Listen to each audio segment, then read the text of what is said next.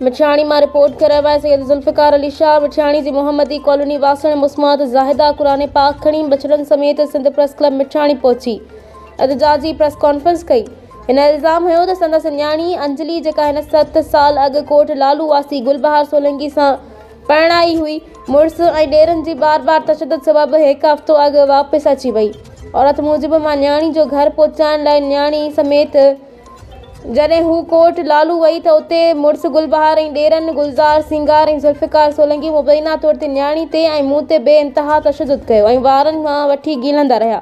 ऐं कपिड़ा फाड़े असांजी बेहुरमती कई ऐं कमरे में बंदि करे छॾियो। इन वाक़े बाबति कोट लालू थाणे ते NC दाख़िल कराइण बावजूदि पुलिस का कार्रवाई न कई